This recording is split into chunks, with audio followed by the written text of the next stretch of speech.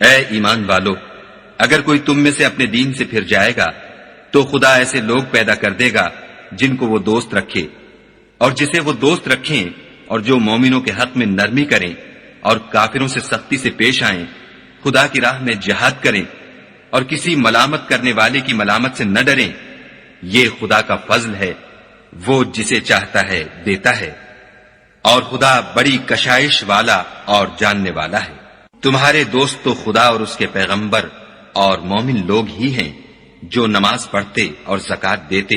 اور خدا کے آگے جھکتے ہیں، اور جو شخص خدا اور اس کے پیغمبر اور مومنوں سے دوستی کرے گا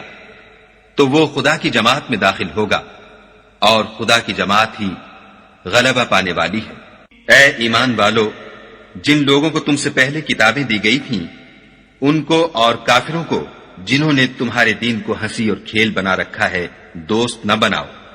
اور مومن ہو تو خدا سے ڈرتے رہو۔ اور جب تم لوگ نماز کے لیے اذان دیتے ہو تو یہ اسے بھی ہنسی اور کھیل بناتے ہیں، یہ اس لیے کہ سمجھ نہیں رکھتے۔ کہو کہ اے اہل کتاب، تم ہم میں برائی ہی کیا دیکھتے ہو سوائے اس کے کہ ہم خدا پر اور جو کتاب ہم پر نازل ہوئی اس پر اور جو کتابیں پہلے نازل ہوئی ان پر ایمان لائے ہیں، اور تم میں اکثر بد کردار ہیں۔ کہو کہ میں تمہیں بتاؤں کہ خدا کے ہاں اس سے بھی بدتر جزا پانے والے کون ہیں؟ وہ لوگ ہیں جن پر خدا نے لعنت کی اور جن پر وہ غضبناک ہوا، اور جن کو ان میں سے بندر اور سور بنا دیا، اور جنہوں نے شیطان کی پرستش کی۔ ایسے لوگوں کا برا ٹھکانہ ہے اور وہ سیدھے رستے سے بہت دور ہے۔ اور جب یہ لوگ تمہارے پاس آتے ہیں تو کہتے ہیں کہ ہم ایمان لے آئے، حالانکہ کفر لے کر آتے ہیں اور اسی کو لے کر جاتے ہیں، اور جن باتوں کو یہ مخفی رکھتے ہیں خدا ان کو خوب جانتا ہے۔ اور تم دیکھو گے کہ ان میں اکثر گناہ اور زیادتی اور حرام کھانے میں جلدی کر رہے ہیں، بے شک یہ جو کچھ کرتے ہیں برا کرتے ہیں۔ بھلا ان کے مشائخ اور علماء انہیں گناہ کی باتوں اور حرام کھانے سے منع کیوں نہیں کرتے؟ بلا شبہ وہ بھی برا کرتے ہیں۔ اور یہود کہتے ہیں کہ خدا کا ہاتھ گردن سے بندھا ہوا ہے، یعنی اللہ بخیل ہے، انہی کے ہاتھ باندھے جائیں، اور ایسا کہنے کے سبب ان پر لعنت ہو، بلکہ اس کے دونوں ہاتھ کھلے ہیں، وہ جس طرح اور جتنا چاہتا ہے خرچ کرتا ہے۔ اور اے محمد صلی اللہ علیہ وآلہ وسلم، یہ کتاب جو تمہارے پروردگار کی طرف سے تم پر نازل ہوئی، اس سے ان میں سے اکثر کی شرارت اور انکار اور بڑھے گا، اور ہم نے ان کے باہم عداوت اور بغض قیامت تک کے لیے ڈال دیا ہے۔ یہ جب لڑائی کے لیے آگ جلاتے ہیں تو خدا اس کو بجھا دیتا ہے، اور یہ ملک میں فساد کے لیے دوڑتے پھرتے ہیں، اور خدا فساد کرنے والوں کو دوست نہیں رکھتا۔ اور اگر اہل کتاب ایمان لاتے اور پرہیزگاری کرتے تو ہم ان سے ان کے گناہ محو کر دیتے اور ان کو نعمت کے باغوں میں داخل کرتے۔ اور اگر وہ تورات اور انجیل کو اور جو اور کتابیں ان کے پروردگار کی طرف سے ان پر نازل ہوئیں ان کو قائم رکھتے تو ان پر رزق مہ کی طرح برستا کہ اپنے اوپر سے اور پاؤں کے نیچے سے کھاتے۔ ان میں کچھ لوگ میانہ رو ہیں اور بہت سے ایسے ہیں جن کے اعمال برے ہیں۔ اے پیغمبر، جو ارشادات خدا کی طرف سے تم پر نازل ہوئے ہیں سب لوگوں کو پہنچا دو، اور اگر ایسا نہ کیا تو تم خدا کے پیغام پہنچانے میں قاصر رہے، یعنی پیغمبری کا فرض ادا نہ کیا، اور خدا تم کو لوگوں سے بچائے رکھے گا، بے شک خدا منکروں کو ہدایت نہیں کرتا۔ کہو کہ اے اہل کتاب، جب تک تم تورات اور انجیل کو اور جو اور کتابیں تمہارے پروردگار کی طرف سے تم پر نازل ہوئیں ان کو قائم نہ رکھو گے کچھ بھی راہ پر نہیں ہو سکتے۔ اور یہ قرآن جو تمہارے پروردگار کی طرف سے تم پر نازل ہوا ہے، اس سے ان میں سے اکثر کی سرکشی اور کفر اور بڑھے گا، تو تم قوم کفار پر افسوس نہ کرو۔ جو لوگ خدا پر اور روز آخرت پر ایمان لائیں گے اور عمل نیک کریں گے، خواہ وہ مسلمان ہوں یا یہودی یا ستارہ پرست یا عیسائی، ان کو قیامت کے دن نہ کچھ خوف ہوگا اور نہ وہ غمناک ہوں گے۔ ہم نے بنی اسرائیل سے عہد بھی لیا اور ان کی طرف پیغمبر بھی بھیجے، لیکن جب کوئی پیغمبر ان کے پاس ایسی باتیں لے کر آتا جن کو ان کے دل نہیں چاہتے تھے تو وہ انبیاء کی ایک جماعت کو تو جھٹلا دیتے اور ایک جماعت کو قتل کر دیتے تھے۔ اور یہ خیال کرتے تھے کہ اس سے ان پر کوئی آفت نہیں آنے کی، تو وہ اندھے اور بہرے ہو گئے۔ پھر خدا نے ان پر مہربانی فرمائی،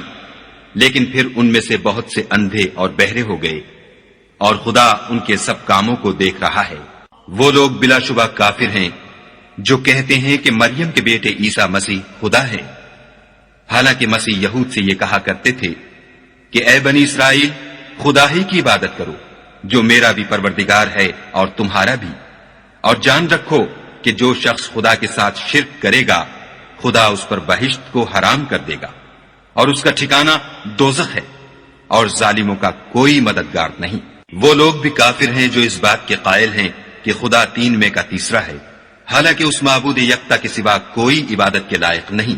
اگر یہ لوگ ایسے اقوال و عقائد سے باز نہیں آئیں گے تو ان میں جو کافر ہوئے ہیں وہ تکلیف دینے والا عذاب پائیں گے۔ تو یہ کیوں خدا کے آگے توبہ نہیں کرتے اور اس سے گناہوں کی معافی نہیں مانگتے، اور خدا تو بخشنے والا مہربان ہے۔ مسیح ابن مریم تو صرف خدا کے پیغمبر تھے،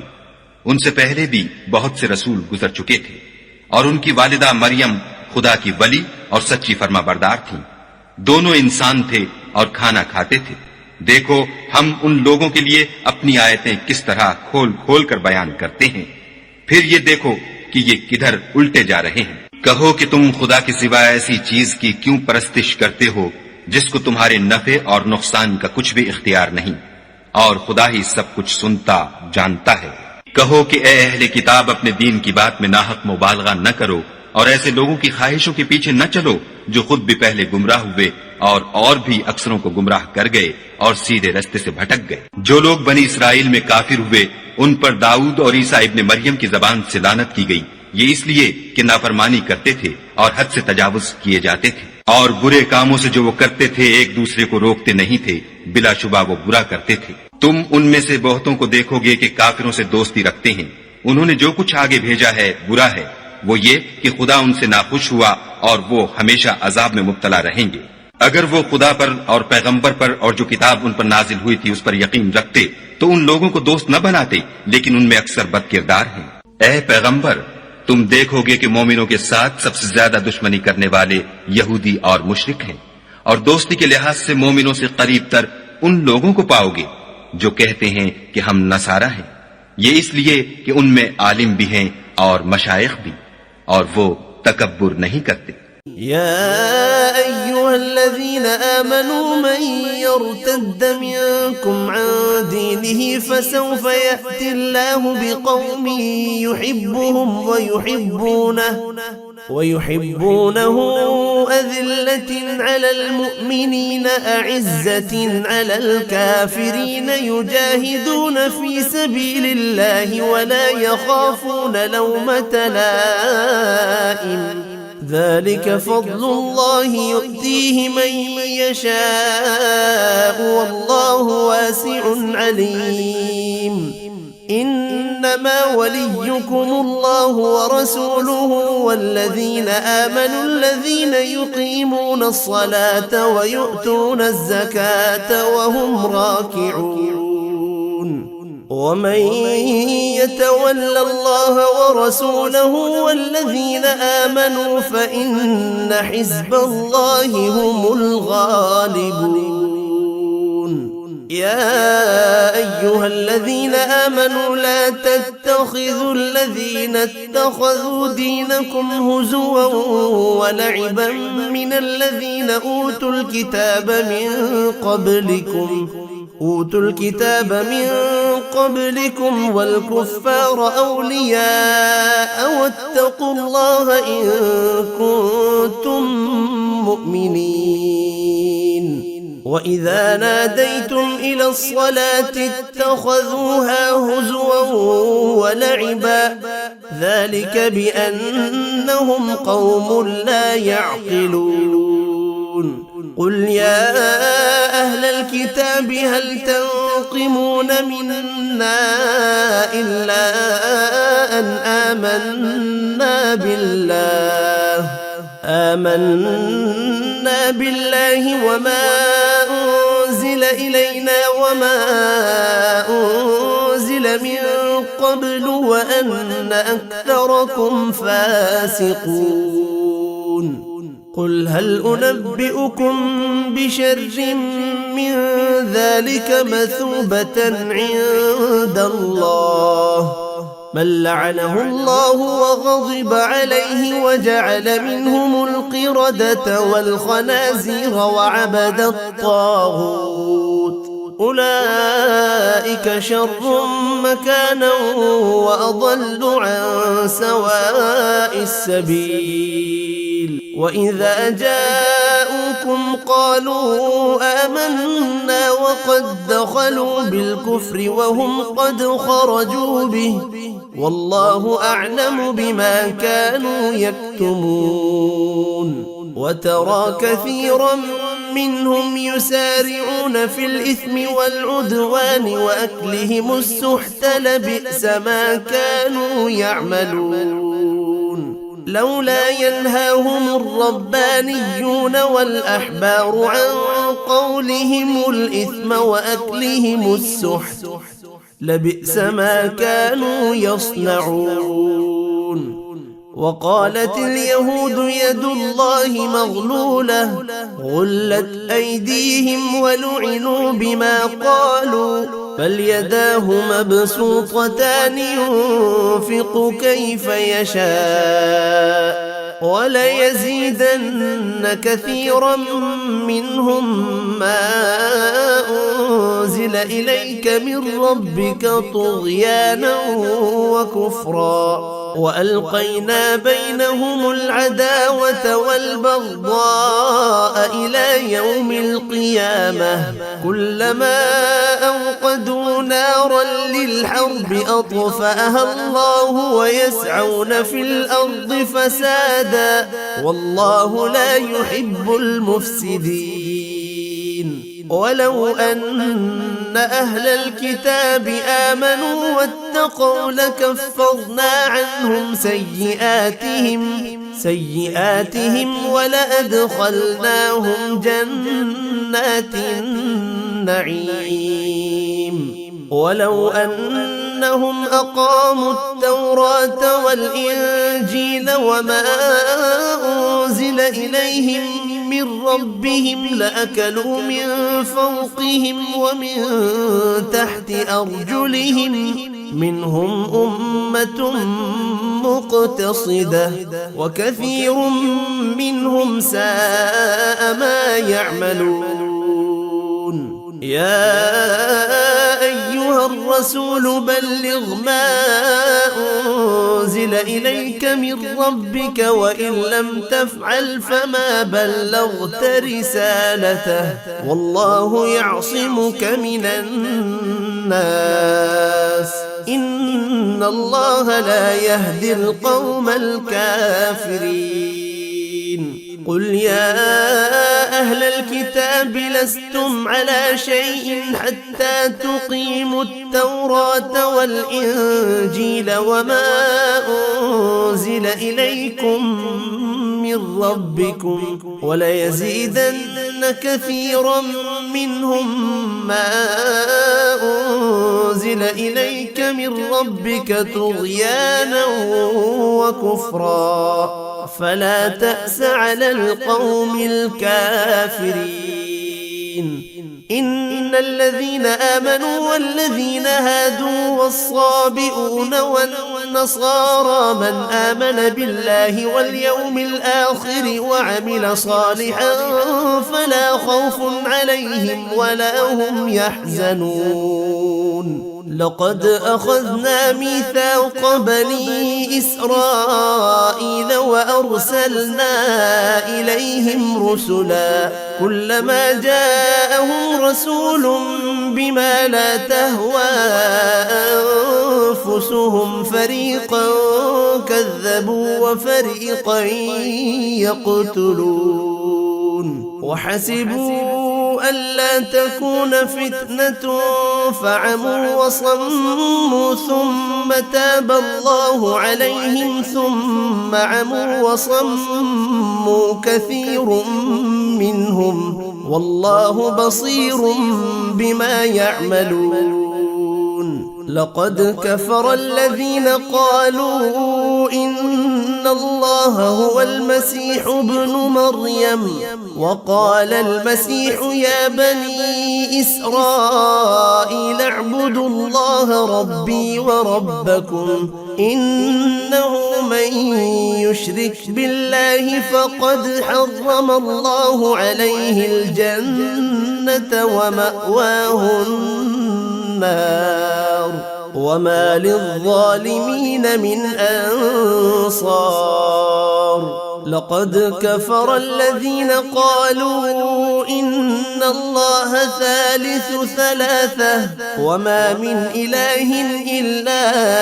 إله واحد وإن لم ينتهوا عما يقولون ليمسن الذين كفروا منهم عذاب أليم أفلا يتوبون إلى الله ويستغفرونه والله غفور رحيم ما المسيح ابن مريم إلا رسول قد خلت من قبله الرسل وأمه صديقة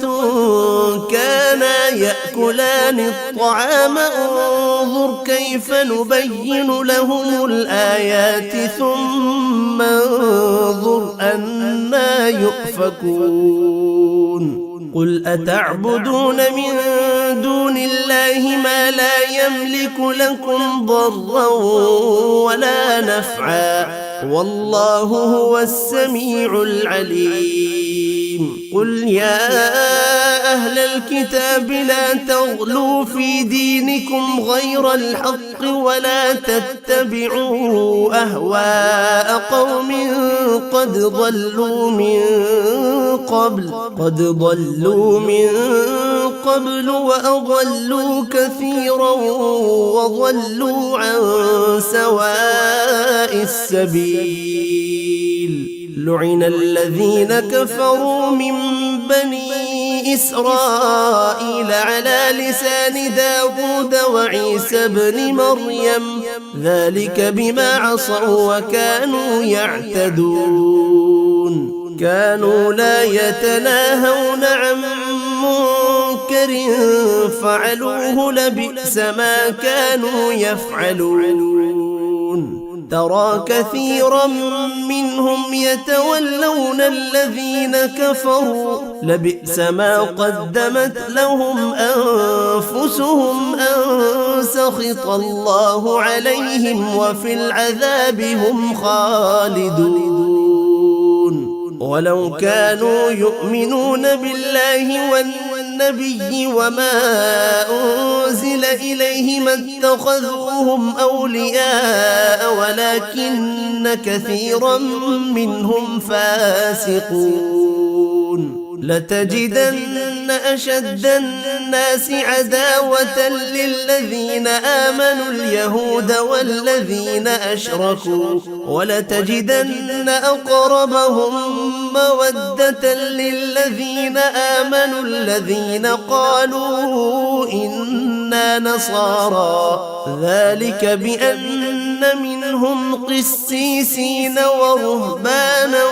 وأنهم لا يستكبرون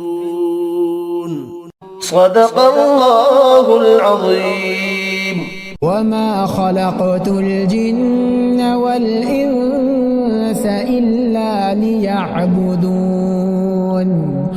और मैंने जिन्न और इंसानों को इसलिए पैदा किया है कि मेरी इबादत करें।